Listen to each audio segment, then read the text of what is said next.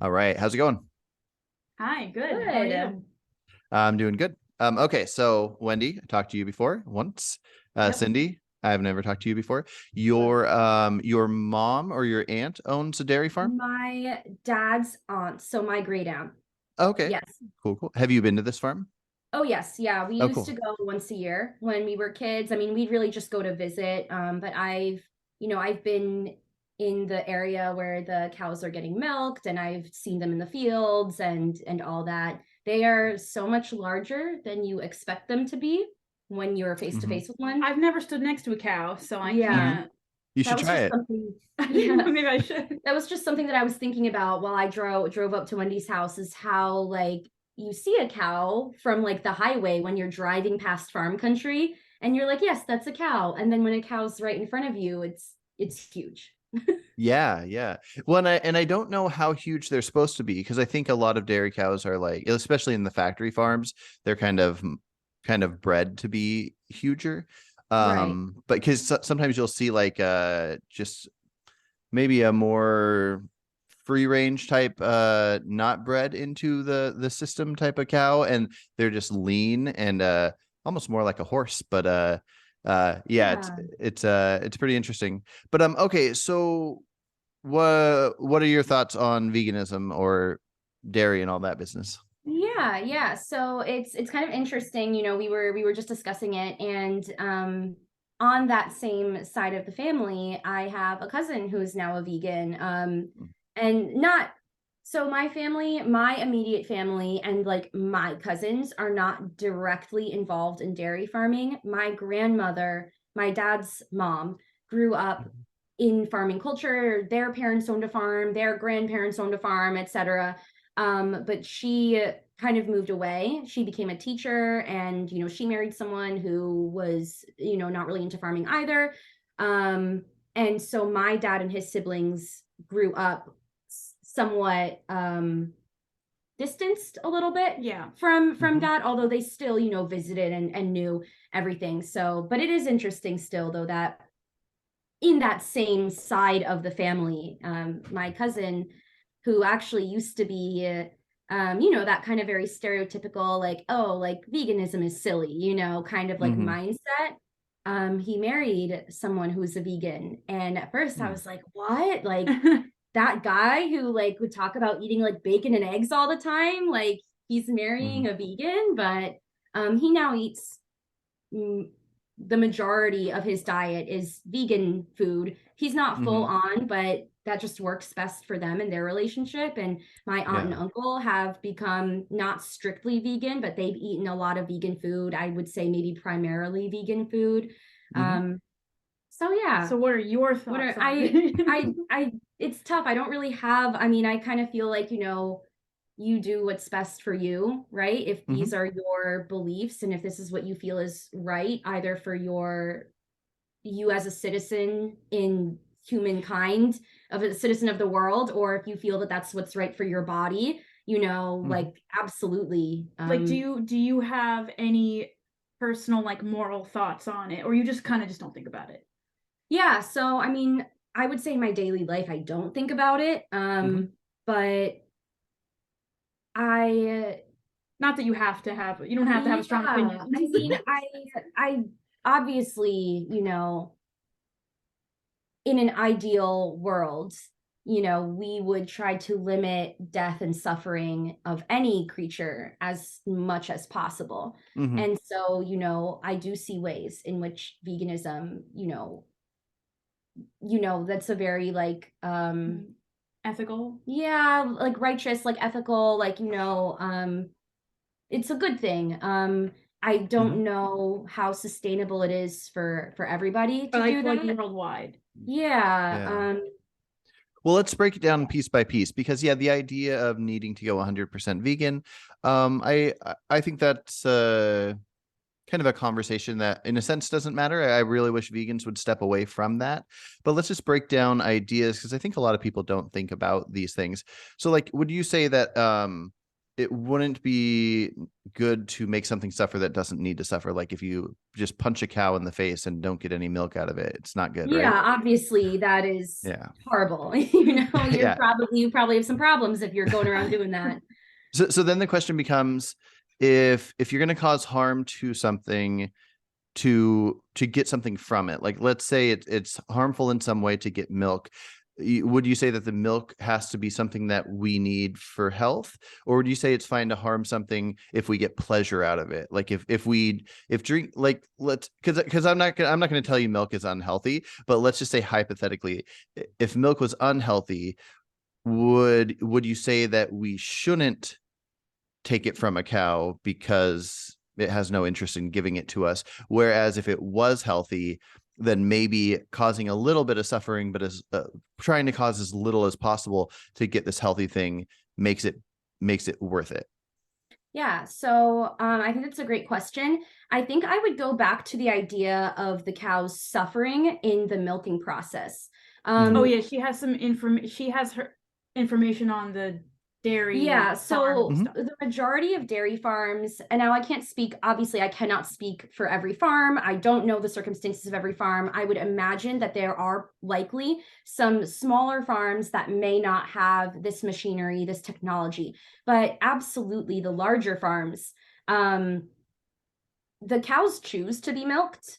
The cows, there is a milking area where the cows can pretty much just walk in when they feel like they need to be milked. And the machines, it's a completely automated process. The machines can sense when a cow is done being milked and they disconnect and the cow walks away. It's, I understand, you know, that if we were to go back generations and generations and generations of dairy cows, you know, when farming really began, there, you know, I'm sure the cow It wouldn't have been the 500 same. years ago would not have needed to be milked more often because we have bred cows for their ability to keep producing milk. But the cows today, the fact of the matter is that they are producing a lot of milk, and it is very painful for a cow or for anybody, for any person who has ever, you know, had a baby or breastfed. It's very painful when you're full and you can't, you know, Have something to like breastfeed suckle or it pump or, yeah. you know, get that milk out. So the cows are generally choosing to go get milked when they feel that they need to. which I had no idea about. And she started telling me about this and I was like, this is super interesting. We need to get this on. Yeah.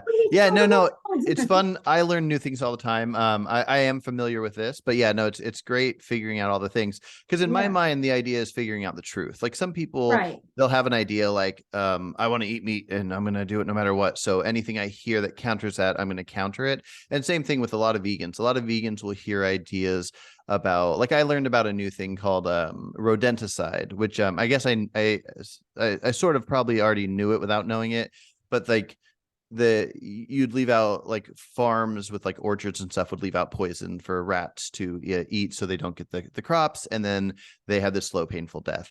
And so I think these kind of things are worth thinking about, how much harm is happening doing this process to get this kind of food versus this process to get this kind.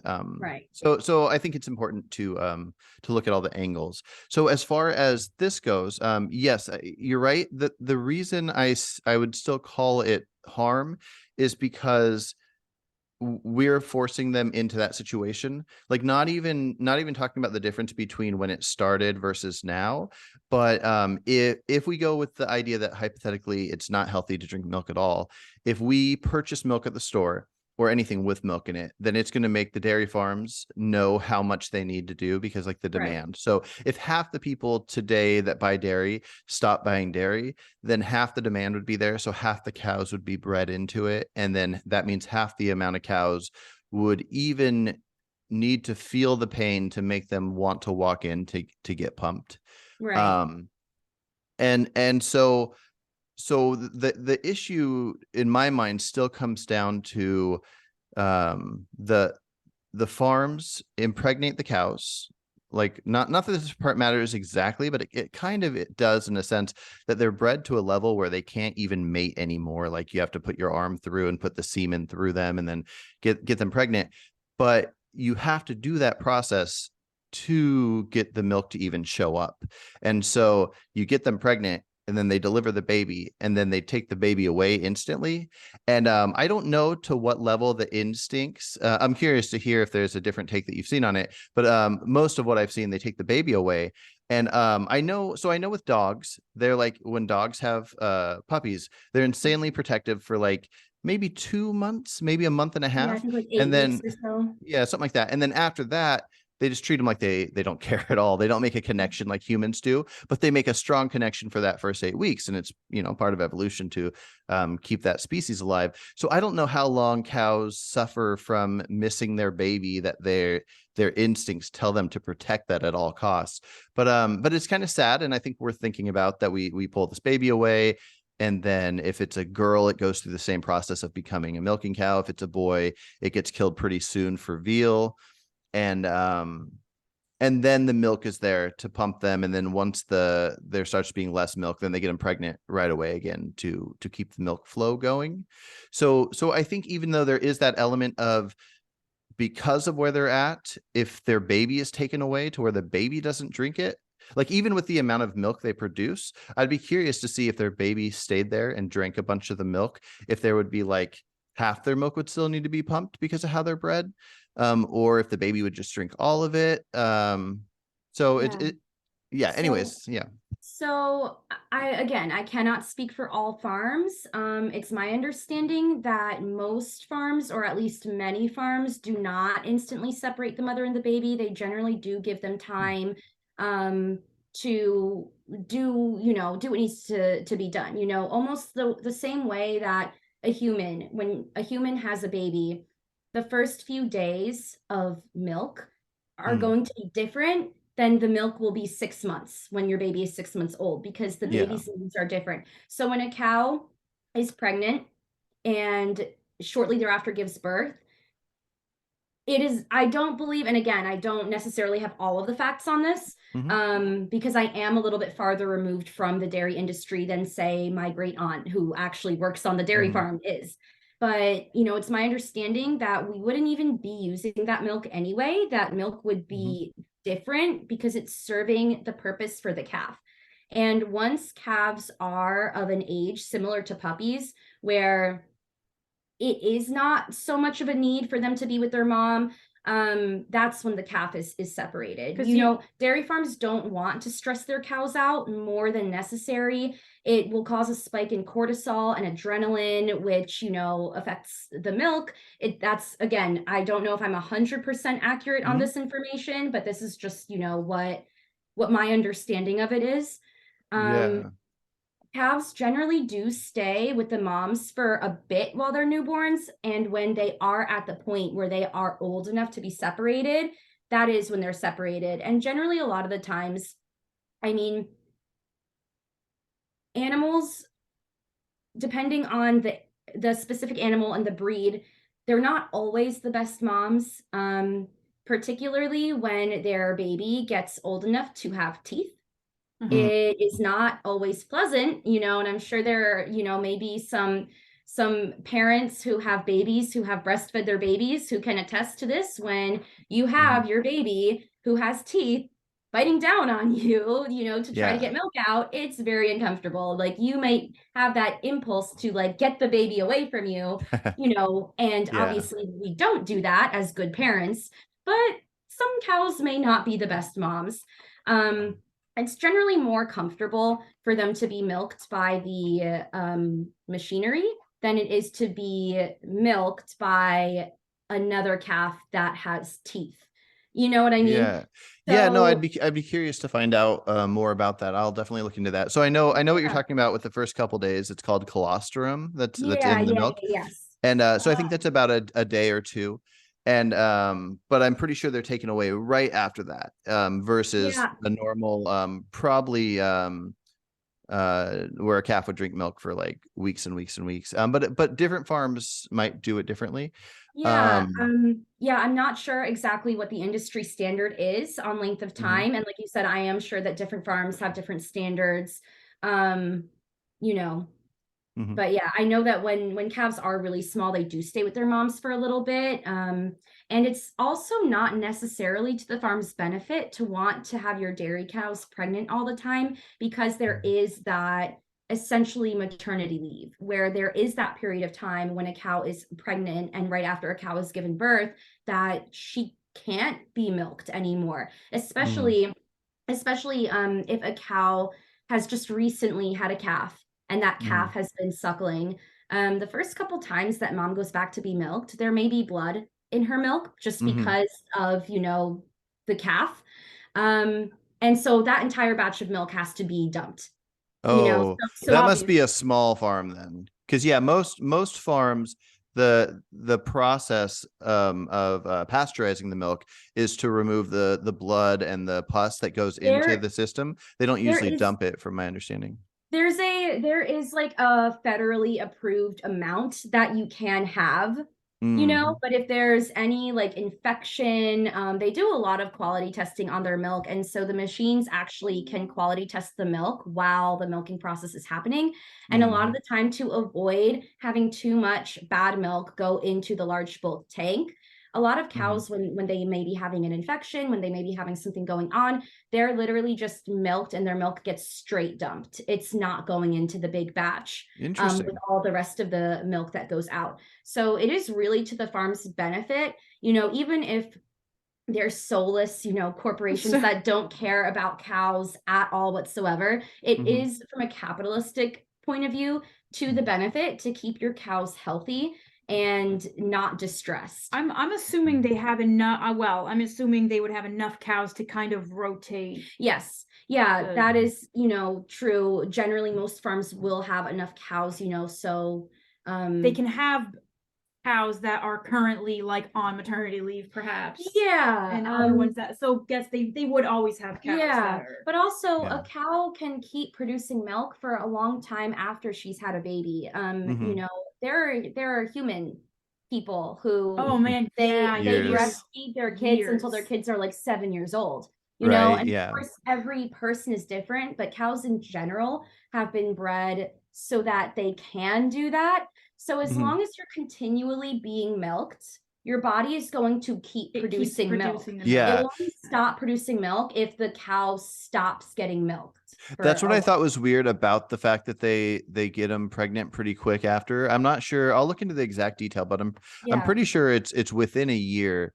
But yeah, I know with humans at least that yeah, if you keep pumping, if you keep breastfeeding a Yeah. baby, that milk will keep coming. And so Yes. it is strange. Maybe it does slow down a bit though. And It maybe may. that's why dairy farms change it. I'll look into It may. that. As far as the stressing them out and the cortisol, I believe that's just when it comes to meat, but it could be milk. But I think the argument for why you would want to keep a cow or any animal comfortable before you take a bolt gun to its head Yeah. is because you wouldn't want them stressed out to have Yeah. the meat Yeah. taste. I think it Yeah, you affects you may it. be right on that. I know I've heard that with meat. I wasn't entirely sure where that lands when it comes to the dairy industry. Mhm. Um, yeah. But yeah, let's And okay, let's look at an interesting example and see how you guys feel about it.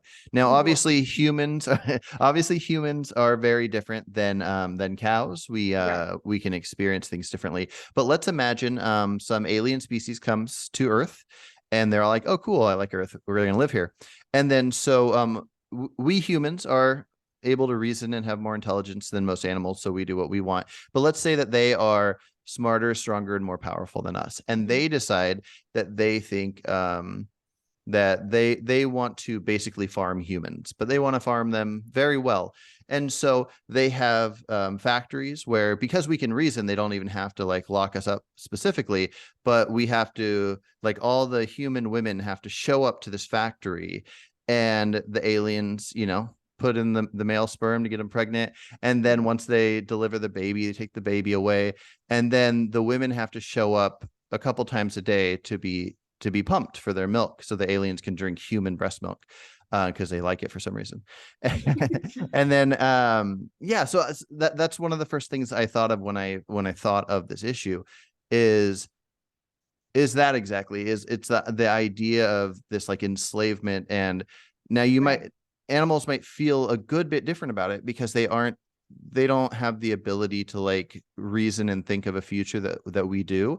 But if they were out in the wild doing what they're doing, aside from experiencing the downsides of the wild, they would have their babies, they would do what evolution has guided them to do, which is their babies feed from them, and then at some point they take off and the babies go and do their own lives. Right. So anyways, well, I think it's obvious what you would think of it, but what do you think of when you think of the idea of this alien species coming in to start milking you Yeah. guys? You want to go first?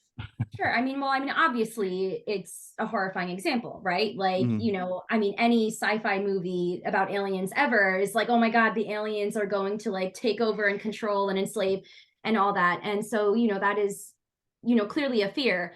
Um, it's really hard to conceptualize, you know, how that compares to modern day farming, because farming has been happening for what, the past at least 6,000 years, Something like that, yeah. something like that. So, you know,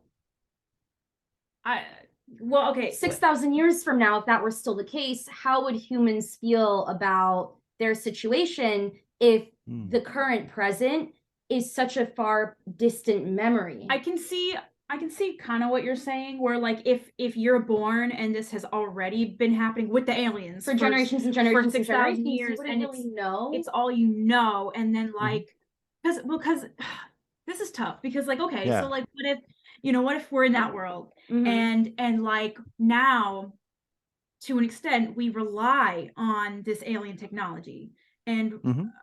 to an extent. So then it's like, okay, now there are vegan aliens, and they're like, we need to set the humans free. Like, we need Right. to stop breeding them. We need to like, or let's just say we need to let them like go extinct and die out.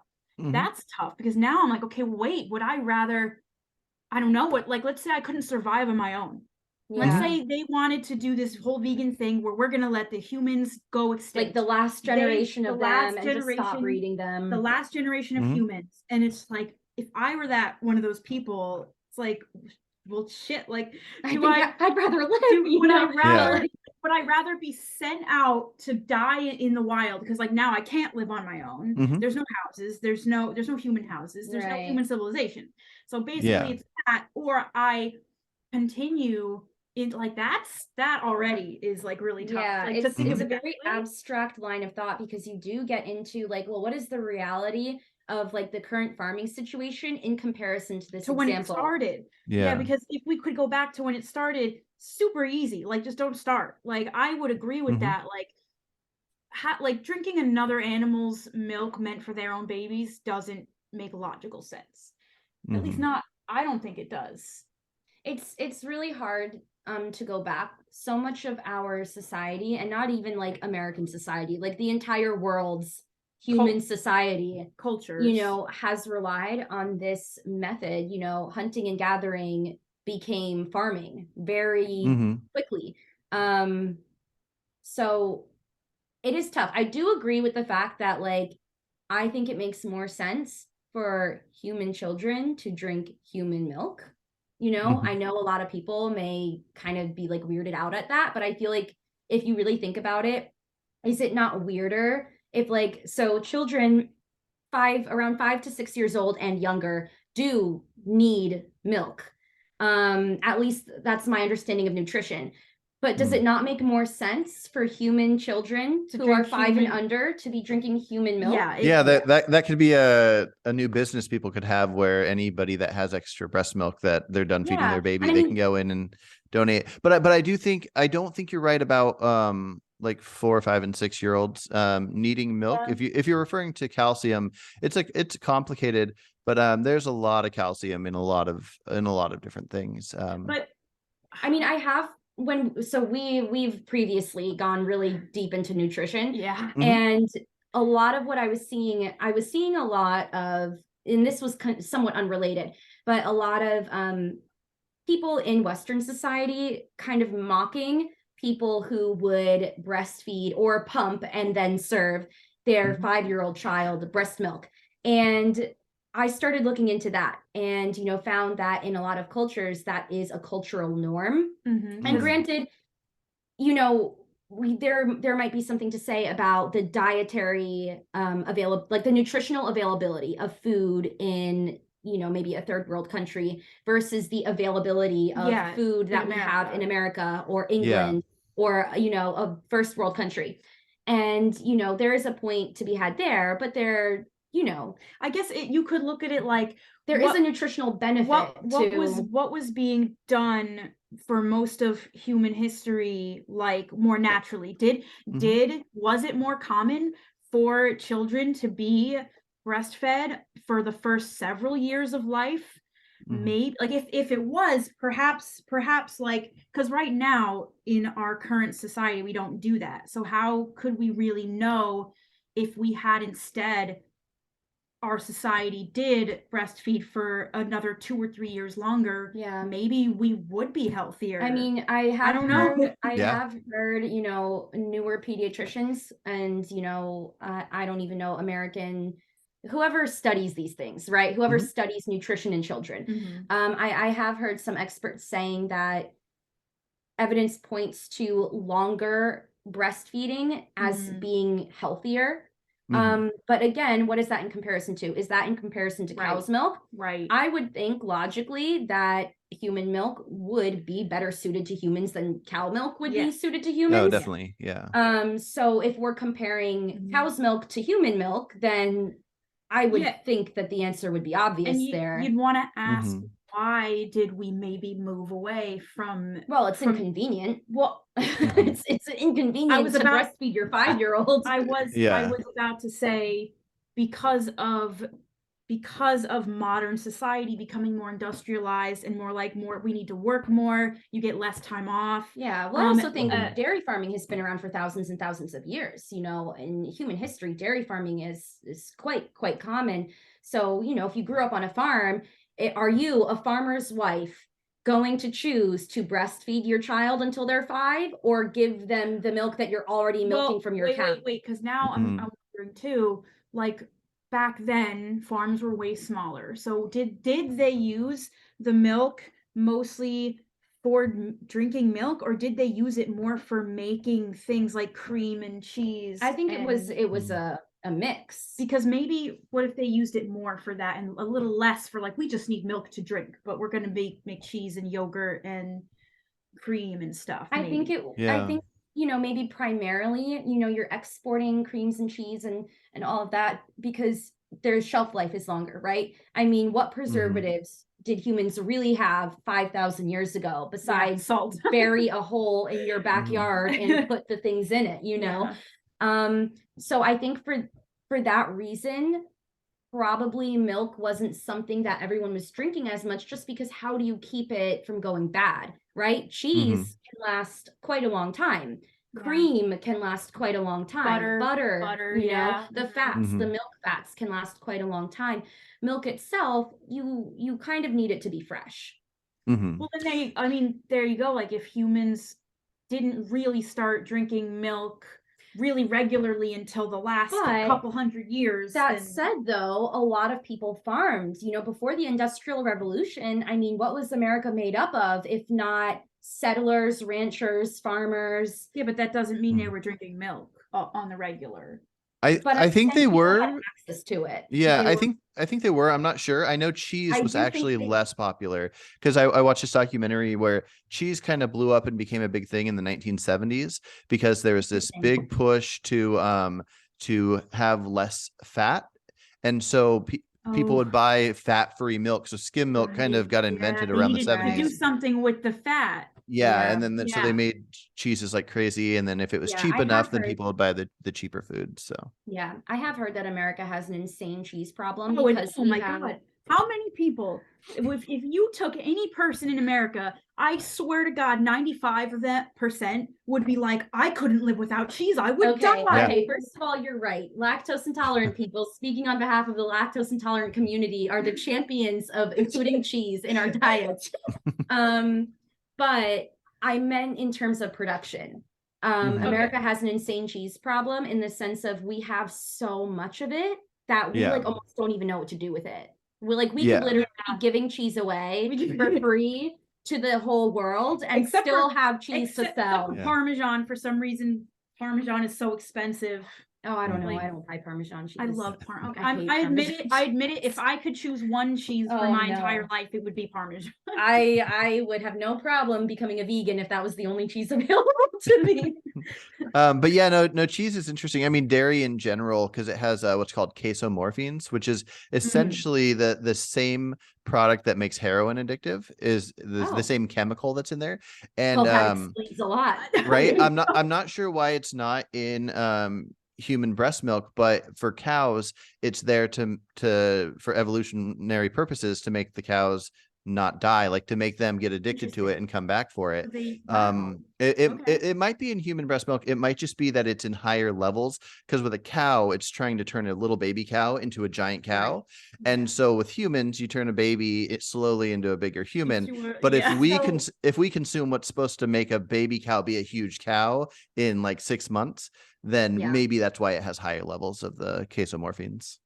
So is the insinuation there that a calf would potentially starve to death or become malnourished if not for this hormone? Is it a hormone? I don't know. That hormone would make them come back for more of the whole product, but they would probably starve to death if they didn't have. They would need the whole product of the milk. Right. But what I meant was, would a calf just not be interested in having milk if not for that? Oh, I would guess so. I think that's how most of us work. It's kind of like the chemical dopamine that goes off when you eat something that tastes good, like if you have something sugary or whatever. It's reminding you to keep consuming that. Where and I think all animals would need a level of hormones or chemicals to make them want more of something to keep them alive. Because imagine if we didn't crave anything because we didn't have the dopamine levels going off, we might just go a few weeks without eating and not even think of it, because we forget that we're starving, because we're only starving because we starve for that craving. Yes, I can actually relate to that. I have had just naturally less, I would say less dopamine from the consumption of food, where like obviously I'm alive, I've made it this far, but for me, it has generally been like I'll eat if I'm starving, but I don't necessarily care about eating for the sake of enjoying eating. And that is not completely true. There are definitely times where it's like, I'm really feeling some chocolate right now, right? But yeah, I can relate to that, Yeah, we grew up with opposite problems. I was an overeater and she was an undereater. An undereater. Yeah. Gotcha. Well, I'm an overeater. I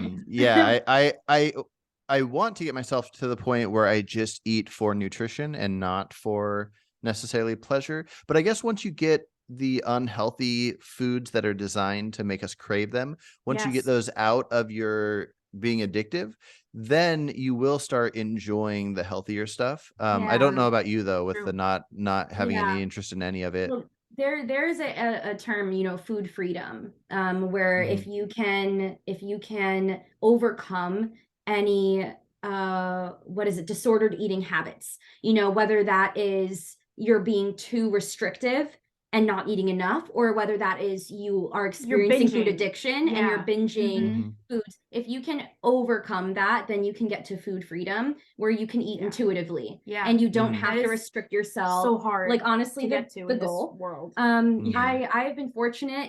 I have spoken to a couple different doctors, and I actually got put on a medication that gives me that desire to want to eat more. So that's been working out really well for me. I didn't know that such a thing existed. You went from what, 92 pounds? Well, I went from 97 jumping up to we don't necessarily need to put my weight on YouTube, but like I guess it's out there. I went from like 97 to like 105-ish, over a few months. So, which is I think a more healthy weight to be at. But anyway. Yeah. Well, I did want to backtrack actually for a sec. Yeah. So we were talking about the aliens farming the humans, and I wanted to comment on some of the things you guys were saying. So yeah, there is the element of over time, if they make it to where we can't survive on our own. I'm guessing humans would be different than farm animals, as far as if you take something that, like a dog, if you take like a pug and compare that to like a wild dog that just lives in the wild. I was just watching a documentary the other day, and they're going over all these different animals, and then they got to one and it just said wild dog, and it was so weird. I thought every animal in a documentary would have like a specific name, but I guess it's technically a term would just be a wild dog, not even just a wolf. But anyways, they're out there hunting and doing all this crazy stuff, and if we breed the right selections of dogs to get this pug, we can't just put a pug out in the wild. It's not going to survive. It won't be able to hunt and do its own thing. So but if you I am curious what breeding would look like to eventually get a human to the level where they can't survive. So my guess is, even if they bred us to be like, all of us are like 500 or 600 pounds because they're eating us as well, and then if they decided to free us because all the aliens became vegans, then I don't know if we would just be able to over time slowly like work towards getting healthy again. But considering the idea that we could be like pugs, I would say what would need to be done, and this is what I think would need to be done with like farm animals too, would just be having some kind of a sanctuary. You just go like, okay, this pug can't survive on its own. This human that's been bred by these aliens can't survive on its own. I agree with you guys. I still would want to live, even though I've been bred to be this situation, but I wouldn't want there to be more offspring from what I was bred to be. And so I think that's kind of the issue, is like, so chickens, I know like wild chickens will lay like 1 or 2 eggs a month, where bred chickens they'll lay 1 a day, and it causes a lot of pain for them to breed to lay eggs. And so what I think would be best, if we ever got to the point where we didn't have those mutated chickens to do this thing that harms them, that we wouldn't want to breed them any further, but we wouldn't necessarily want to kill them if there was a sanctuary where they could just run around and live their lives. So I guess that's my thought on the human farming. Yeah. That's tough though, because if we don't want more offspring of cows, to exist, the current reality of cows is that these are what the cows are, right? They have been bred for this purpose. That would essentially be saying the cows will go extinct. Right, because they will not be bred anymore. There will be no more offspring. We do have, like, humans do have an interesting fascination with not wanting species to go extinct. Like, there's only 15. It's sad, right? It feels sad. Because it exists, and once it's gone, you won't be able to see it again. It's like when we hear about a species in the past, like a woolly mammoth or something, right? And if it wasn't extinct, we could see it, so it seems cool. Yeah. But I would say something that's been bred into existence, like a pug. From my understanding, their breathing is horrible. They have I agree. Lives.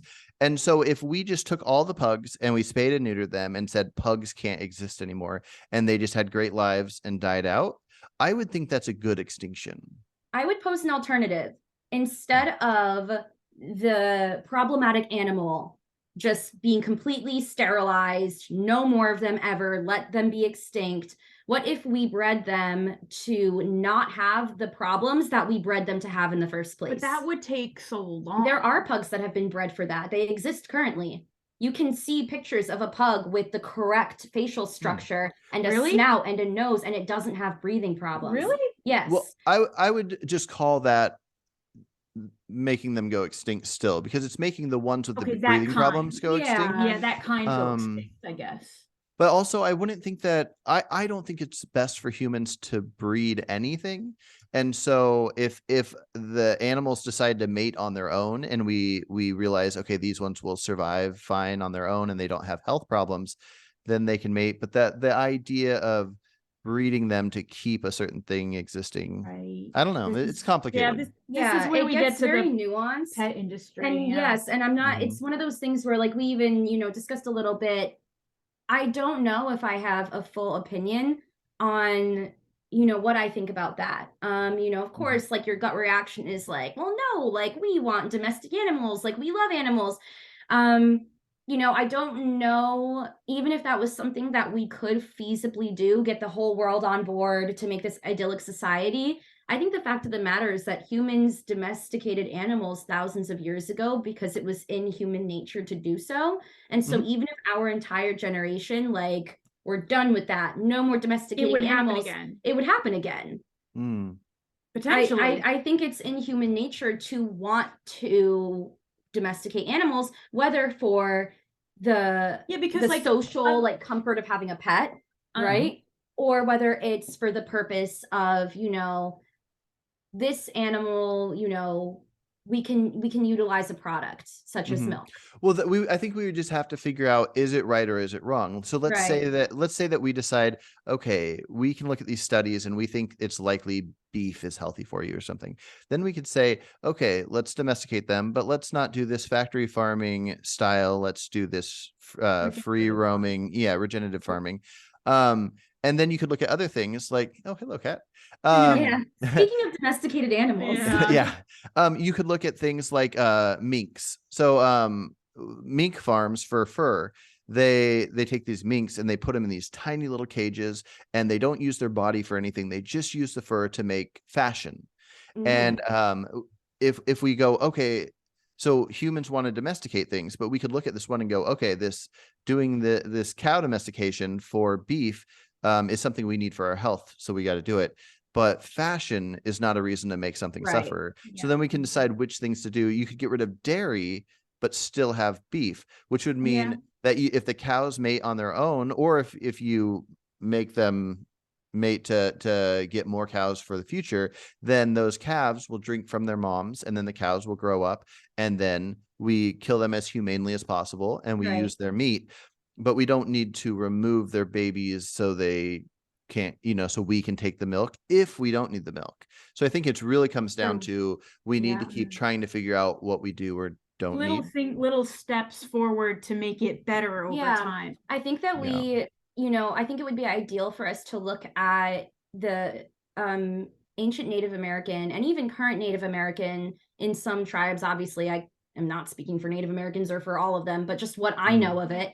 The philosophy of respect the animal by not allowing that animal's life to be wasted. Like, if you are going to utilize an animal for food, for sustenance, for yourself, utilize what you can of it. I think we have become extremely wasteful. Why do we need a separate animal such as a mink for clothing that we don't actually need, because we have textiles and we can make plant, clothing, cotton, hemp, etc. But say we do need animal furs. We are already utilizing cows for their meat. Cows have skin, and I know we do use leather. There is a leather industry, but just the point of, like, we have things that we can use already. We don't, like, if we can find a sustainable way that is ethical, I think the most humane way of farming or of hunting is to really use that philosophy. So I think we should, like, we could, for example, like, just say choose cows and be like, okay, maybe we actually don't need the dairy industry, which I kind of don't think we need the dairy industry at all. And we could just go off of everything else. So that would be the meat. But then again, like she said, if we're killing them anyway, like, that's tough, because it would kind of put leather in demand. But if we were able to make it so that, no, we're not making more cows for more leather, we're just going to use their skin when we're going to get the meat. And, like, for example, we should be going, and I know it's tough, it would be tough to convince people, but we should be going back to like having society eat more things like liver and, like, the actual organ meats. Like, we waste so much of stuff like that, where it's like, in traditional cultures, they would eat the whole animal. And it's not like, well, no, we need 3 extra cows per person, or we need 3 extra cows per whatever, because Americans refuse to eat the liver and the kidney. We've become very particular. We've too decided particular that things are unpalatable. Yeah. And I agree. I don't like how liver tastes. You know, Mm-hmm. I didn't grow up eating it. But if we were to shift society, if you grow up eating something like that, like I know there are plenty of kids who like liver and kidney. There are also going to be plenty of adults, I'm sure, commenting, well, I was forced to eat liver when I was a kid and I've always hated it. You can't convince me to like liver, you know? But again, that's really a moot point, because there are cultures where it's like the delicacy part of the animal is like some of the organ meats. And so if it's just in the culture, if we kind of reintroduce it, we would need less cows anyway. There's also, you know, something to be said for the nutritional aspect of eating organ meat versus always just eating a flank. Just eat the muscle is not as healthy as also including the organ meats. Yeah. Well, one thing I found out recently is, so I'm sure you've heard of like how they pump hormones into the cows to make them bigger, and hormones, the hormones they pump in when humans eat it, that's the reason that now compared to 100 years ago, kids start hitting puberty at like 10 and stuff like that, because the hormones are affecting them. It turns out that normally cows would taste what's called gamey, like deer taste, but because people prefer the not gamey taste, that's why the hormones are pumped into them too. That's a big part of it, is it makes them change that taste. So if they stopped having the hormones in, then it would have what's called a gamey taste, but also we wouldn't be getting the hormones in our bodies. That's interesting. I haven't heard that. Yeah, I kind of want to look into that, because are there farms that don't use the hormones, or is that like impossible to find? I wouldn't be surprised if there were. I've been talking to somebody recently that has a farm that, like, he has cows, and when they have calves, there's no dairy on the farm, like no dairy used, so the cows just drink from their moms, and then but they use the cows for meat. So I'll have to ask him to see if they do dairy or not, or sorry, not dairy, if they do the hormones or not. I'm not sure. Oh, there was one more thing I was going to comment on, but I just forgot it. But yeah, if I decided, like, so I haven't had animal products in like 8 or 9 years, but as you've probably heard me say before, I care more about my health than I do about animals. I just want to not harm animals if I don't need to. So if I found out that I would be healthier eating animals, like if just eating, it didn't matter, let's just say eating 1 steak a week made me a little healthier, I'd probably, if I could, I'd go hunting, because I think that's probably the best way to kill something. If you knew how to do it, if you're a good shot, you could end their life quickly, and they didn't have to be kind of enslaved on a farm. They were just roaming, and they had a great life. She's got a thing on that. I don't know if I agree with that. I think that, you know, farming obviously was invented for human benefit, right? Like that's an indisputable fact. However, I don't think it's fair to say that the animals don't benefit in terms of, you know, protection from predators, protection from disease, always constantly having vet care. I would even say artificial insemination for animals is much more humane than allowing animals to mate naturally when they are that large, such as cows and bulls. There is a much higher risk of injury or even fatality when it comes to allowing a natural breeding to happen between a cow and a bull. It's so much more safer and less distressing to use artificial insemination. I would say with how we've bred them, yes, but probably not in the wild though. Like deer's mating probably wouldn't have that issue. I don't know about that. And obviously we don't really have wild cows. Like wild cows just are not really a thing. Yeah, that's true. And I guess the other thing too is potential life expectancy, maybe, because like, at least like, let's just say with like a cat, I know it's the pet thing, but like with a cat, you know, like feral cats live less long than indoor they cats. Have risk of contracting horrible diseases and not having any medical care or getting in fights and getting injured. Like there's something to say about maybe a cat's natural want to go outside, but at the same time, it's kind of like there are pros and cons to both lives, because cats can live more comfortable lives inside, or even like if they're allowed to go outside once in a while, but if they get to come in and sleep inside and not have to be in the weather, in the extreme cold, it's not like their lives don't turn into this constant game of survival and then just dying earlier. And I think, I know I'm not a cat, but I would appreciate a life where there's less, like, life of luxury.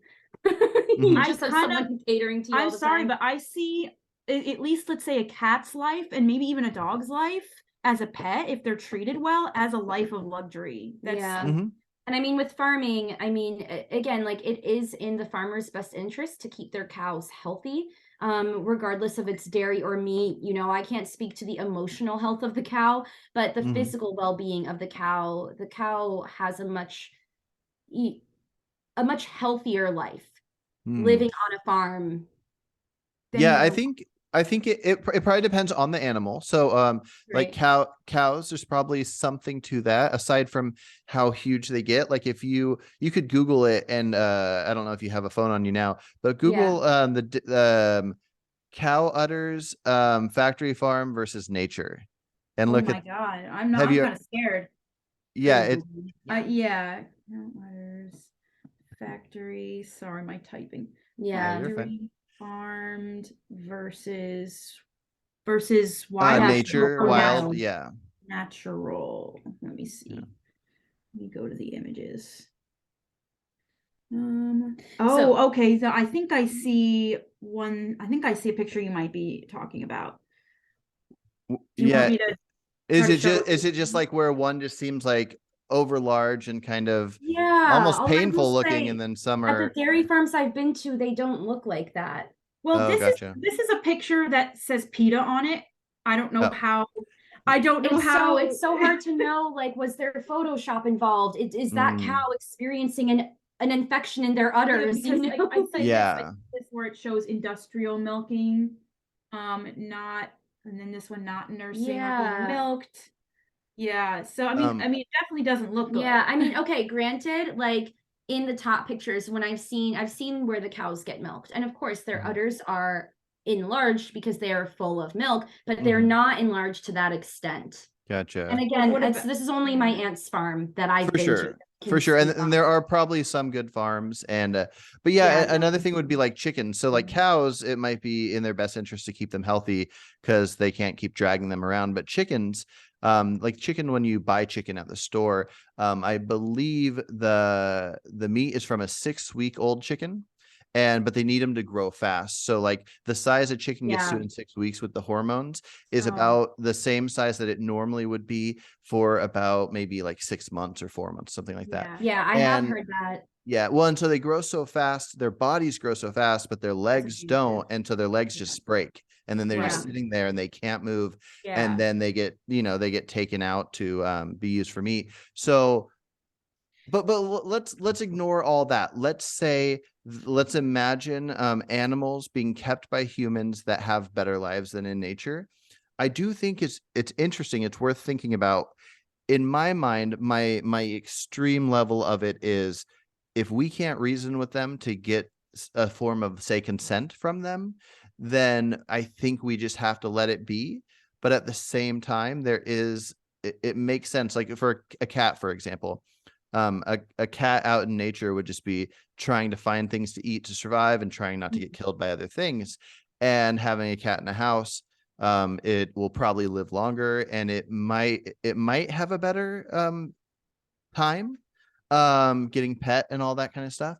Although cats at the same time kind of hate humans and they run away from them. Oh, not But mine. My cat loves to sit on my lap. Oh man, our cats are so needy. They want to, if I could stay home and not have a job and just hold my cat like a baby all day long, he would be living his best life. Gotcha. Right, yeah. I would say if we're looking specifically at the life of the animal, the main thing I feel bad about is the food, because most cat food, dog food, it's all this hard human process, Right. has a bunch of fillers in it. Like, so I have 3 rescue guinea pigs, and luckily they don't eat meat, so I don't even have to think about this element.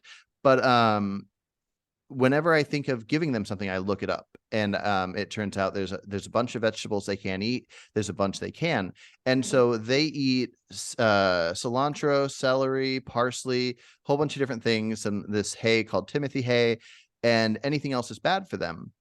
But you will find guinea pig treats at the store. And when you look Yeah. in the ingredients, it'll say Little cupcakes for them. That's okay, Yeah. but that's the same thing that we're doing to ourselves. Well, Yeah, and our children. We're doing we're it to our definitely- own children. Okay. Yeah, and that's a whole different story, and we need to work Yeah. on that as well. But just as far as animals go, I would say the fact that guinea pigs only exist because they were bred from other rodents about, I think it was like 500 years ago in South America, they were bred to be food, actually. And so they, in my mind, similar to pugs, guinea pigs shouldn't exist. But imagining they should exist, my guinea pigs, and I'm sure some other people, are living the best lives they could live, better than out in the wild. But when we give cats and dogs this processed garbage, I just wonder if they were able to get like raw meat, and or whether they chase birds and mice, or if they just got beef or chicken. If it was raw and from like a butcher, you get the butcher's extra scraps. I 100% agree with you there. I literally just switched my cats to raw food, and because I do agree, like if you're responsible for this other living creature, right, if you have a dependent, it doesn't matter if it's a child or like an animal, like you should be giving them what is good for their health. Yeah. So I agree, but like again, like with like for me, the argument for like where you're saying like, oh, we give our pets all this crap, is this it to me it's completely connected with, oh, we give ourselves and our children all this crap. I think they're the same thing. I think what it comes down to is misinformation, and I don't say this in a judgmental way, but just ignorance of the subject. It is ignorance. Most people don't know who is giving their 2-year-old Coca-Cola in their sippy cup, knowing full well that it is so harmful, damaging. Most people are doing it because it's cheap, it's affordable, it's easy, their child wants it, it makes their life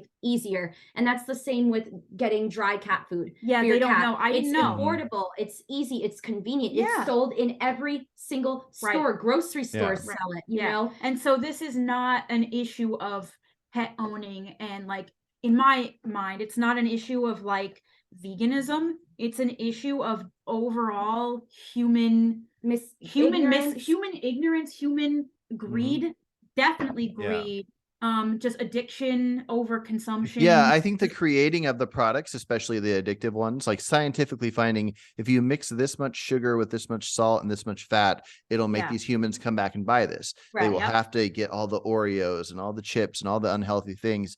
So there's definitely greed there. I think the fact that these horrible things, the things that are horrible for us, were ever invented is the biggest problem. But with the people that can go for it. Oh no, I'm sorry. I was just saying, I think that a lot of the problematic foods that we have today, they weren't problematic in their origin. You know, who had such a readily available amount of flour and sugar at all times, constantly. You know, it's like a once a month thing. Eating a cake, making a cake for someone's birthday was a big deal. You had to go out to the store and buy sugar and buy flour and buy eggs. You know, we as humans primarily ate much more naturally. Whole foods. Whole foods. And so like that we had to cook ourselves. 200 years ago, was cake a huge problem for Americans? No, it is now. And so that's what we have to look at, is that we have, you know, humans are very intelligent. We're very smart. We have found really, really efficient and cheap ways of mass producing these desirable goods that were once very, very special.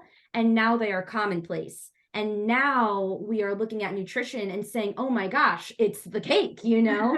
Whereas before, no doctor, you know, would have been like, you need to cut out cake from your diet, because people just generally weren't eating that much of it anyway. So no one had to do the research on nutrition and figuring out what was problematic. I think you're right, but I also think it's because of how addictive things are. It's a lot of foods are probably worth not even having in small amounts. Like sure, if stores didn't have the process, like have the cake that you can buy and you had to get the ingredients and make it yourself, then yes, it would all be easier. But since it does exist, I think it's not as simple as just saying, okay, let's have cake once a month or once every 2 months, because it'd be like cigarettes. It's like somebody if that you're that addicted. If you're that addicted, you can't. It's like being an alcoholic. you can't necessarily, some people can, but a lot of people can't relearn to just have a drink once a week or once a month. Yeah, it's not possible. Although, and so this comes into, we're totally veering off from dairy farming We right are. now. That's all right. But right before our video call started, we started talking about food, and I was going to mention my friend Jess. They have an eating disorder, and you know, they have struggled with that, and they have a lot of children. They're raising children, and they have, you know, really embraced food freedom in the sense of not making any food good or bad. All food is good food, which I would disagree with, by the way. But it works. But it works, but not for everyone. When a child, so this is the theory. It's a relatively new, I don't know how new it is, but it's a hypothesis, not a scientific theory. I never said it was a scientific theory. Okay, People use theory casually.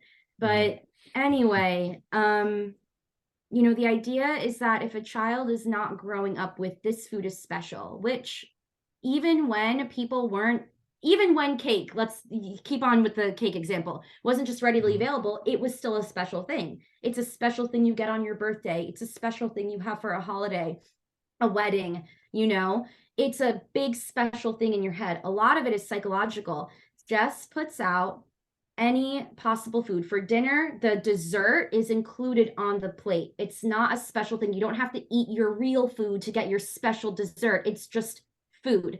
And if a child isn't used to that, if you start doing that when your kid is like 6, initially they will binge on junk food, but kids are very good at self-regulating. Like a baby will not overeat. A toddler will not overeat. That is a learned behavior that you learn as you get older, unless you have like a medical condition that's causing you to overeat. In general, the vast majority of human small children will not gorge themselves. They will eat when they're hungry, and they will eat intuitively. And so parents who are doing this approach are seeing real examples of their children naturally, intuitively portioning themselves and eating what's good for their bodies and being healthy. Well, I think it's complicated, but I like to be open-minded, so I'm always open to any idea working, and this might be a thing that works. The reason I do not think it works, or the reason I think it probably can't work over time, is because the processed garbage that we are all, not all, but most people are over consuming, affects our brains a certain way that makes us come back for it. So there probably is a way to have less of a psychological issue. Like a lot of people, their issues are psychological. Like I grew up in a family where it was like you got to finish everything on your plate, and stuff like that. So all these different things do affect us. But I think no matter what, if you have candies and cakes and all these unhealthy foods, if you're human, and unless you have some issue where you don't have an addiction to, like, where you won't crave them, even these kids that because my kid, my 6-year-old, loves candy. She loves all the different things. I pretty much never give them to her because we only have healthy food at the house for the most part. But she still wants all these things. But at the same time, if she gets really full, she'll stop eating it. Like she won't eat if she's full enough, she won't stop to eat something that's like candy or whatever. And so maybe your friend, if I'm right that this thing wouldn't work, maybe your friend's noticing that where us adults might overeat on candy more than kids would, that the kid getting this option is not doing it so much. I just I'm trying to think of the best way to word it. Yeah, but yeah, what are your thoughts? Well, I was just gonna say, I kind of agree with the, like, yes, there's a psychological point to it, which I've experienced myself, Right? But I've also experienced the actual physical addiction, not just psychological, but like where you get like physical withdrawal symptoms. But how would you know if you would feel that way if you had been raised differently, where all food was treated equally? Well, okay, because like there is a thing where like, you know, back when we were like hunter-gatherers, we literally did not have the availability of like sweetness all year round. Like we would find fruits seasonally, and we would find honey, and it wasn't very available. So our brains are naturally prone to, when we find sweet things, we want to eat the sweet thing because this will not be available all the time. And that's a physical thing. That's evolutionary. Yeah, I think it comes down to if it's an addictive product, because Yeah. there might be a benefit. It might be the healthiest way you can be addicted to sugar is the approach you're talking about. But I don't think that any approach can take away what something does to your brain. If consuming something makes you get these dopamine levels that make you feel like if you're depressed and then you eat a certain thing and then you don't feel as depressed anymore right then because you feel happy in that moment, I don't think that an approach of how you're raised can affect that completely. I think it would just affect it partially. It's hard because I am coming from a standpoint where I don't experience that. Right. I've never had food addiction. So it's difficult. I don't want to not believe you, but also I do want to say, like, you never experienced the right. And I understand that, but at the same time, I know that it's working for my friends' kids and my friends' families, and they have literally seen in real time how their kids initially, because they didn't start raising their kids that way. You know, a lot of parenting is learning how to do things better and then trying your best to implement those strategies. This is why we would need actual studies, right? Anecdotal evidence is, of course, and that's really what most of us only have is anecdotal evidence. But you know, initially when they started that process of, we're not labeling food as good or bad, all food is just food, you intuitively eat how you feel. Initially, their kids did want more of the candy and more of the junk and more of the cake and cookies and all that stuff because it had been a special thing that they were conditioned to crave even more than they naturally physically would have. But over time, they realized, when I only eat junk, I don't physically feel good. I physically feel better when I eat balanced foods. And now their kids choose, my friend, they will have a basket of any food, fruits, chips, cookies, and their children will more often or just as likely choose the fruit and the healthier options over the sweets and the junk. Well, my daughter is 6 and she loves like all kinds of fruits. She'll eat fruits like crazy. And she eats like whole beans. She loves garbanzo beans. But she loves the junk more. I'd be curious to see your friends, like how much of what things they lay out. Because I would just be curious if it's one thing to say, oh, it doesn't matter which thing you start with. You can eat ice cream before you eat broccoli. But I can't imagine, depending on the age of the kid, that they would, if they had endless amounts of ice cream options and the broccoli is there, that they would ever stop the ice cream and go to the broccoli. But I'm curious to hear over time. Been forced to even try the broccoli to begin with. No, just does not force their kids to try any new foods that they don't want to. The food is laid out on a plate, but the thing is, it's portioned. I mean, do you also offer your children endless amounts of broccoli? I don't. You offer a portion of it. I do kind of think that to an extent you should try to get your kid to eat certain things, because I know with myself, like, it was beneficial for me to be like made to eat certain things because I never would have learned to like it. To like develop a palate. But a lot of the idea behind it is that if you are trying to force a kid to do something they don't want to do, there will be pushback. Kids have a will, right? Yeah. If you've ever tried to force a kid to eat something they did not want to eat, that is a power struggle that I do not wish upon anyone. Well, I like to tell my kid, like, just take one bite of this thing. If you don't like it, that's fine. Just eat this other thing. And I feed her healthy stuff no matter what. But if it's something new she's never tried, and half the time she'll love it. She'll be like, ooh, avocado, I'll take this. And then other times it'll be like, I don't want that. And I don't know if I don't think it's necessary to force a certain thing. But I do think it's important to give them healthy food, but it's complicated. I guess what I would say is the approach that you're talking about, it would have to be limited. So it's not much different than the idea of cutting it out completely. It's just a mixture of, is it better to not cut it out completely versus to limit it? Because you were talking about the importance of having cake. You have cake once a month for a birthday and it's a special thing. and there's the importance of that. But then this idea that your friend's doing is kind of the counter to that. It's saying, oh, they can have a piece of cake, a portion size piece of cake every night, and they can choose to not make it special. I guess I just lean towards thinking the initial thing you said is the good element of, if it's just a special thing, then the less you have of a bad thing, the less harm it's doing to your body. Is really like the only things that should go in our body is what the human body needs to be the healthiest it can be. So going away from that in any amount, I'm not saying that you shouldn't go away from it in any amount, but even if somebody was the healthiest human they could possibly be and they consumed one Skittle, that's still one Skittle worse than they could have been.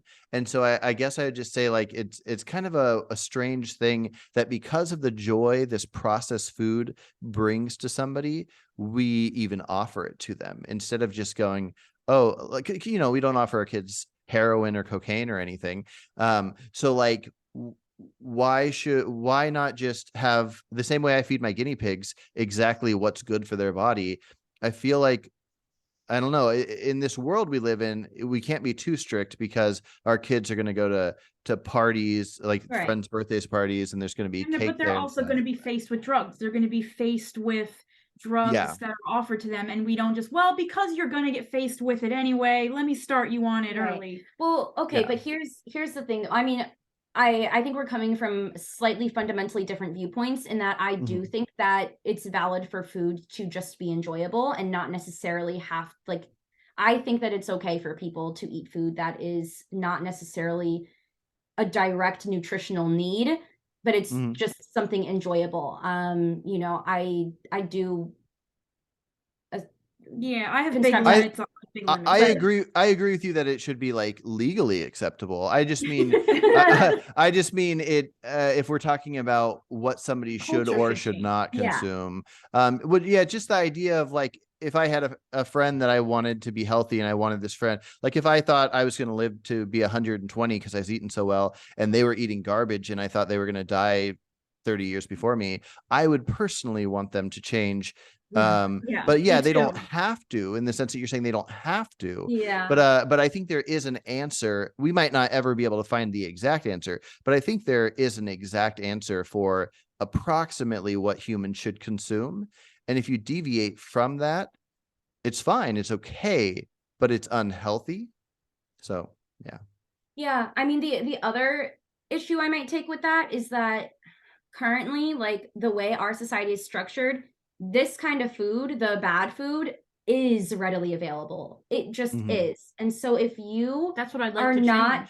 But currently that's not changing. This is the reality that we're living in.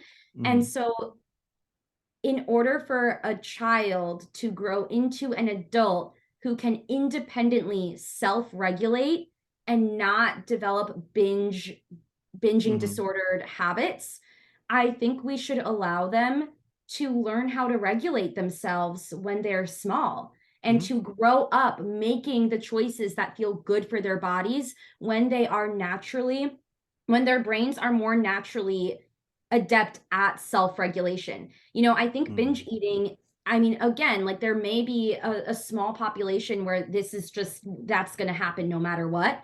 But I think a majority of binge eating is a learned behavior because we are learning that there are values assigned to foods.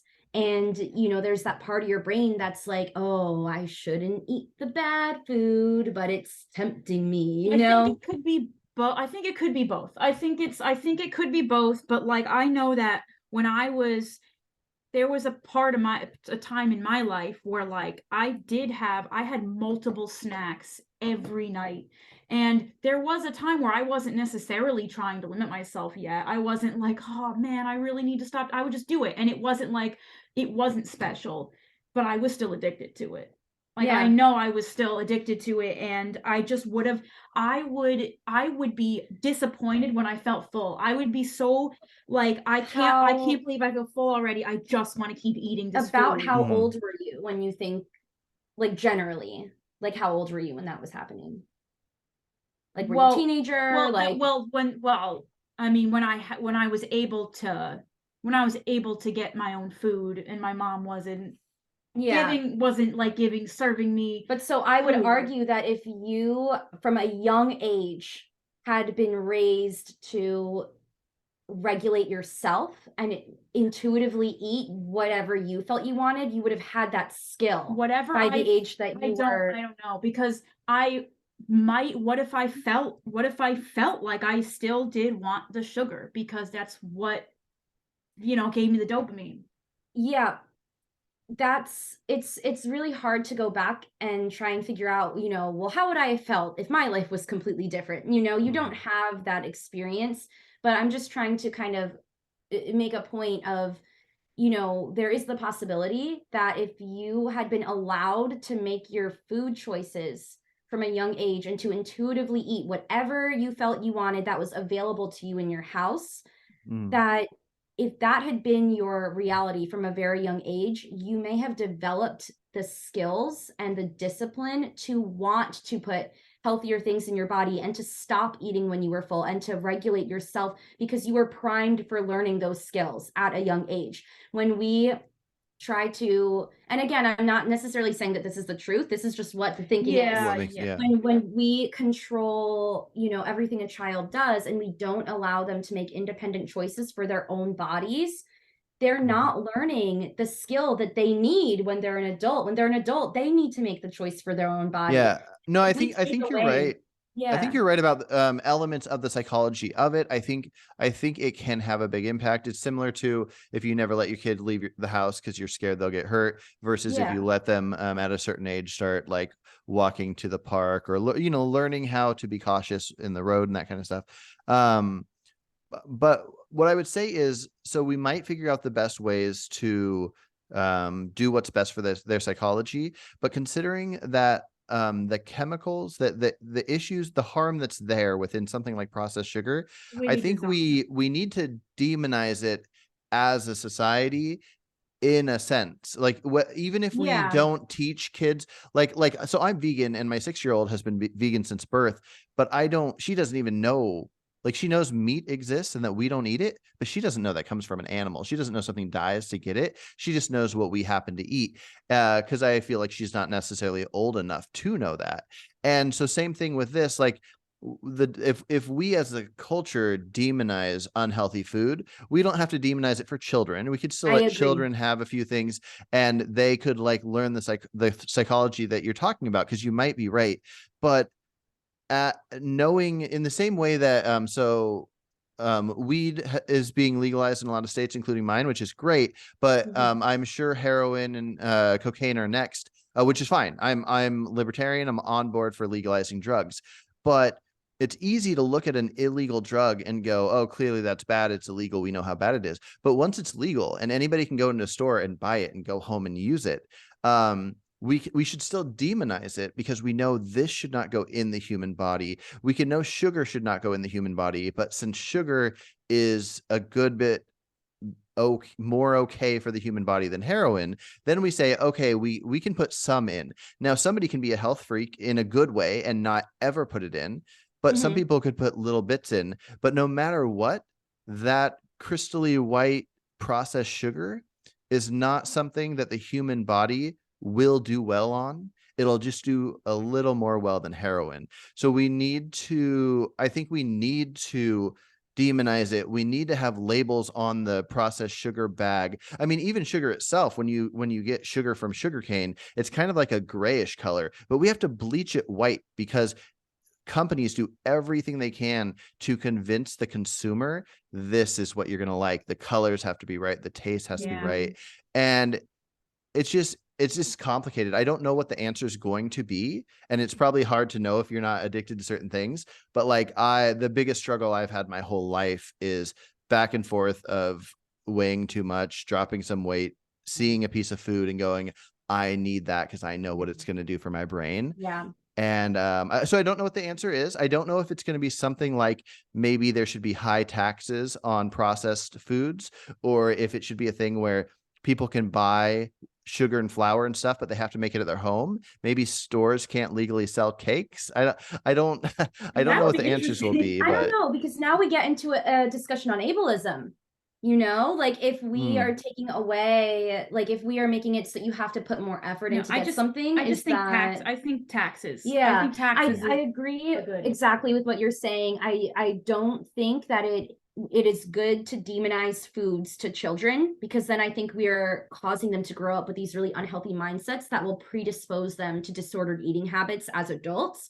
But I do think that it is acceptable, you know, to say like, okay, but like we don't need to be creating more of these products. Like we shouldn't be making them so accessible in the first place. Yeah, they shouldn't be as accessible. We should tax them. And then like, what if, you know, you have a kid and your home environment is healthy food, but if they go to a friend's house and they get some cake, it's fine. It's not like that was fine, but we don't necessarily keep it at home. Like you're used to it not being at home.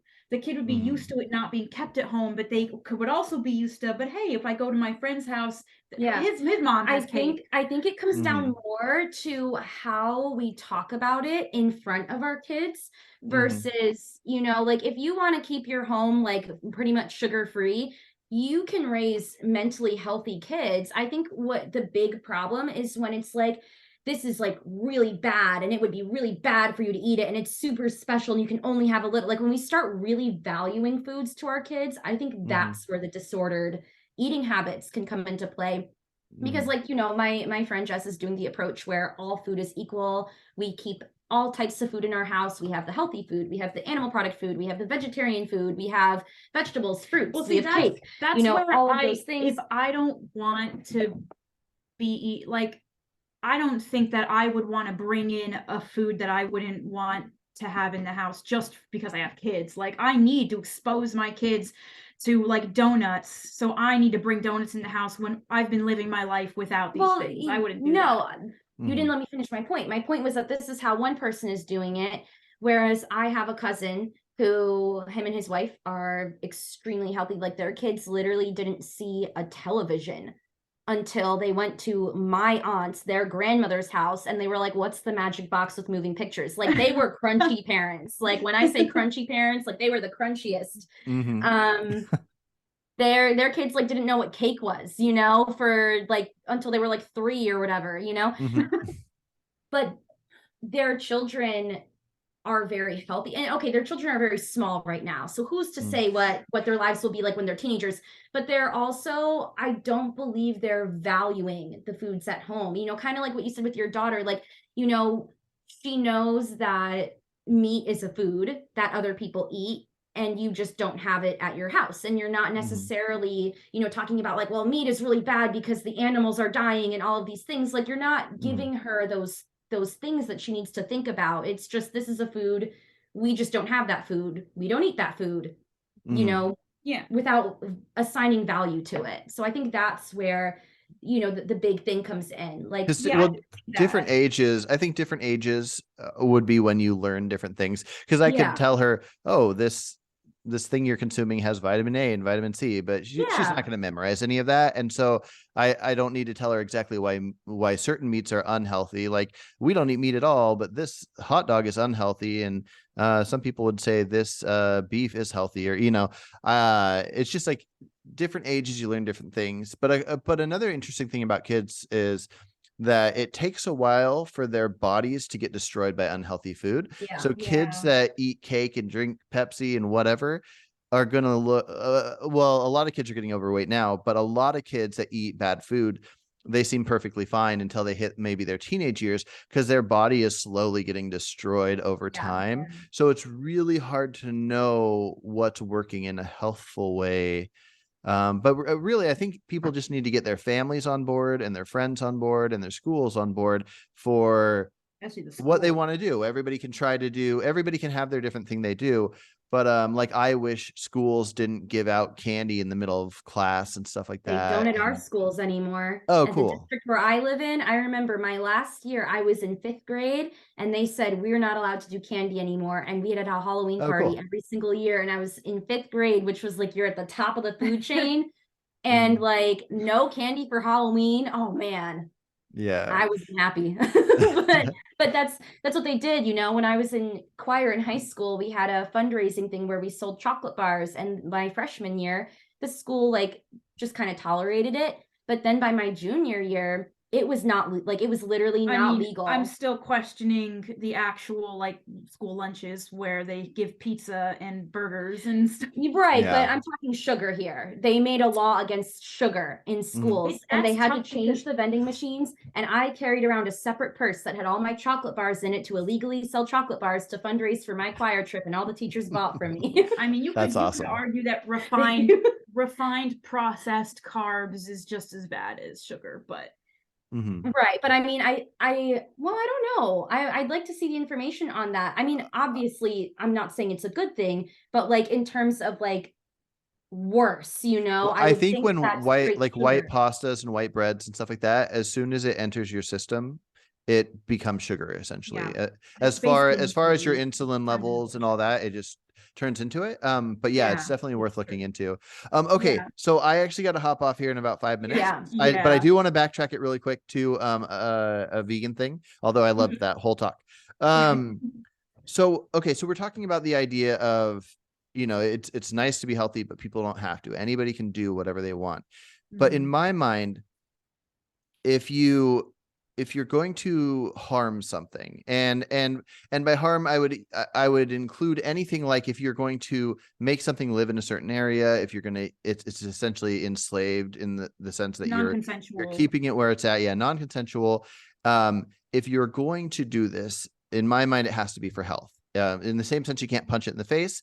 I don't think you should I don't think it's moral to confine animals to a place where you control them and then they eventually die. If it's just for taste buds, it has to be, we have to, at least in our own minds, us individually that are doing it, what I think morally we would have to go, I'm consuming this because the thing I care about most is my health and I need this for health. So would you agree that eating something unhealthy that's an animal product would be, in a sense, morally wrong? Like eating a hot dog, chicken nuggets, things where that's not going to be good for your body and something had to die for it. So I am coming from a little bit of a different perspective with my relationship with food. I have tried to, kind of be a little bit more like morally conscious of where my food was coming from. And it inadvertently led to me eating less, and I lost weight, and my doctor freaked out, and so I have really been told that like I need to eat whatever is available and whatever sounds palatable to me at any time, because I can't afford to not get the calories in. Like you can't afford to be picky in that I can't afford to be picky. And so, that is something that I've thought about. For me, what's healthy for me is to not be restrictive in my food choices. And so that's where like there is that difference. I can't speak for. There's that difference between people, whereas like that's especially why I would say I really don't necessarily think like again, like with like the dairy industry, I'm kind of convinced it's not necessarily needed, but with different people, they have different needs. So we can't really, I don't think we can outlaw anything. Like I really don't think we should outlaw, like make it illegal necessarily to like eat meat in general, stuff like that. But I would come from the other side where I agree that, at least for me, it would work to only eat animal products for health purposes. I could see that working for a lot of people, but obviously it wouldn't necessarily work for every human like her. Yeah, so it's tough. Like with that question, like I can kind of logically agree, like, like that makes sense. Like we shouldn't harm an animal for our enjoyment. Ice cream, who needs ice cream? And then when I look at my actual life, I have had 3 different doctors verbatim tell me that I needed to immediately start eating ice cream to get calories. Gotcha. So, okay, well, let's set you aside for a second, but let's have you answer what you.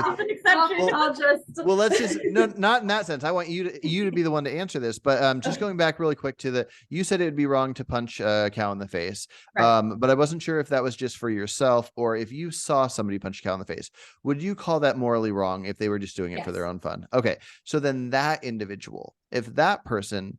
And let's say they're a little overweight for fun, just to make the story a little easier. But let's just say that person, would you say that it would be immoral for them to eat just for pleasure if it was an unhealthy food? Yeah. So that's really tough. You know, when we're talking about like a very obvious like physical harm, like punching a cow, you know, it's so much easier to assign value to that action as being immoral. When Yeah. it comes to eating, it's very difficult because I know that pretty much all disordered eating habits have a psychological drive to them.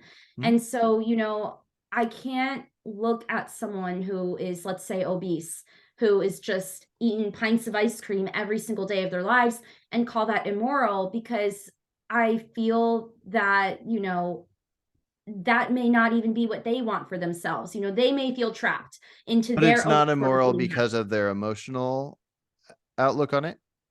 Because they I'm sorry, feel what? that. Are you saying it's not immoral because they emotionally feel better eating it? I think she's saying it's not immoral because they're not doing out of maliciousness, they're doing it out of addiction. Yeah, yeah. So So what if that somebody was addicted to punching a cow in the face?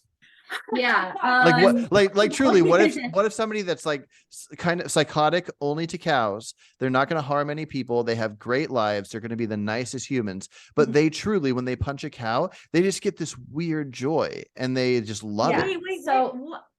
Wait, I have a small note. Okay. We already have an idea about this in our own legal system because we have criminally insane people. We have people where we don't send them to jail. We put them in like a psych ward to get help because Disclaimer, we are not because saying we obese can, people are no, insane. no, but we can recognize when someone did something we would call immoral, but There isn't a it logical wasn't reasoning behind it. it wasn't malicious, it wasn't necessarily their fault in the way that we're going to send you to prison. It was that we can recognize a mental deficit that we're going to send you to get help for this instead of sending you to jail. But let's say their So brain is completely fine and they're going to do everything else just right. But considering that we're okay with enslaving cows, milking cows, killing cows for their meat, for their leather, doing another action to a cow isn't out of the realm. So they're not really nothing going to a mental hospital is going to help them. They just like punching the cow, but they get the same joy out of it that somebody eating the ice cream that has some issues gets out of eating the ice cream. yeah. So, I mean, I would say that if we're going back to the idea that this is an addictive behavior, I would say that it is in the best interest of the individual to treat the addiction. You know, it doesn't matter if you're obese and eating ice cream or if you're a psychopath punching a cow. Like, But if do you you have an find it addiction, immoral? Not sorry, what what? you. I'm just wondering if you personally would find it immoral for them to do. Do you find them immoral for doing that, even if they get the pleasure out of it?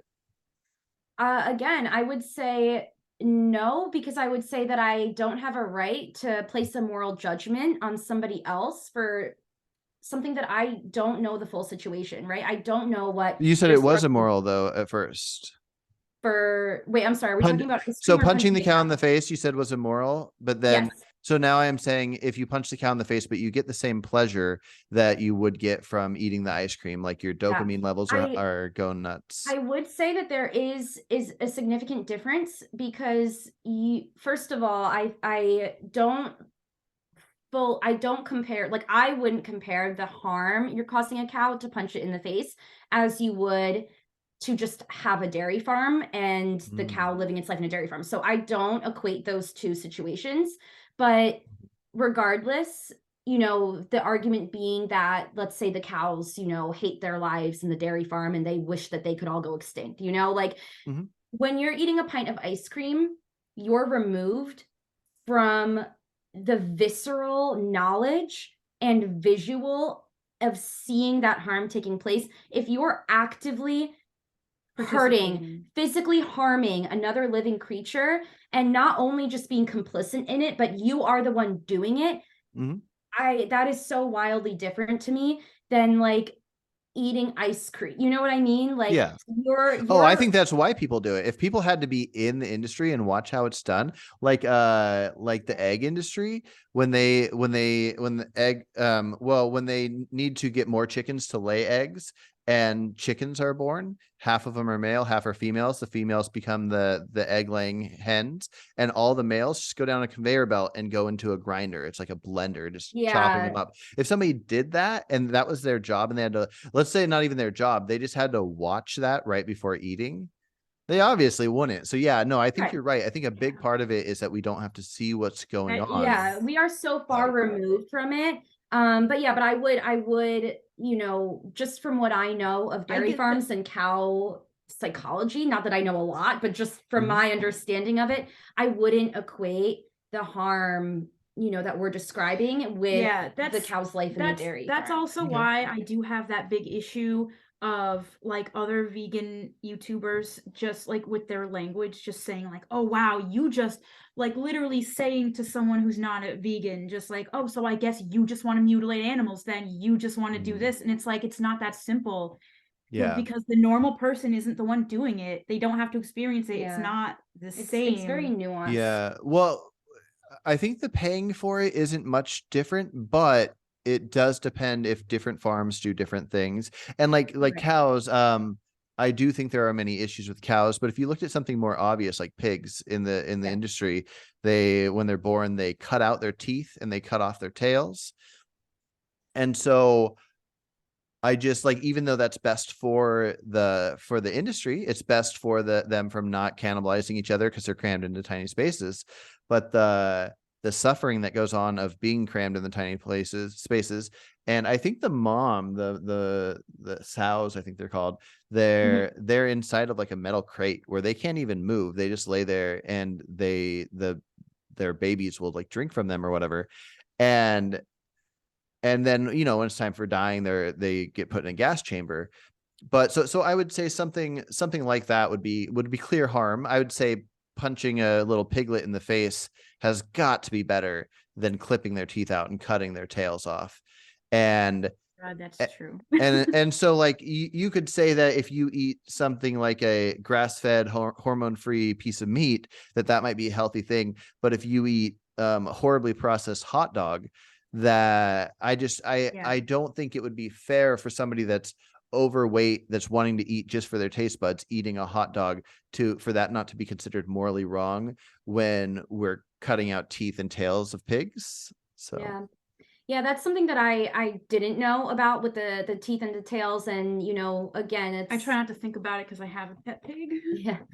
Yeah. Continue. It's hard to comment on something when I don't have the knowledge behind it. I haven't looked up pig farming. You know what I mean? Like I have heard from something about when you were talking about the mother pigs in the metal cages, you know, I have heard that there is a reason for that. That is to the pig's benefit, but I can't tell you what it is because that's not my background of knowledge. That is just a random thing that. But yeah, there's plenty to learn. I could learn more about that cage, and we all learn things. Yeah. When it comes to chicken farming, I don't believe that. And again, I'm not coming from a place of this spectacular wealth of knowledge with chicken farms, but I don't believe that we really need to have industrial chicken farms. I know people who own chickens and they lay so many eggs, you're giving them away to your neighbors for free. If we had like 1 or 2 families in any given neighborhood that owned chickens in their backyard, we wouldn't need to have these large farms because chickens produce so many eggs. Local chicken farmers are giving away eggs for free to their neighbors. But we have city ordinances that make it illegal for people to own chickens.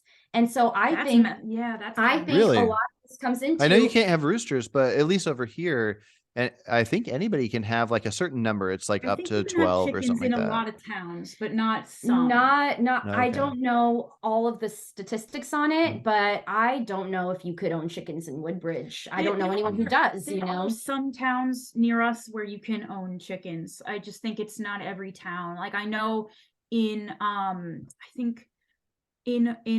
think it's possible in my county. It's technically, I think, not legal for us to have our pig. But we just haven't, she's not registered or anything, right? Yeah, so don't say that on the internet, Wendy. They don't know.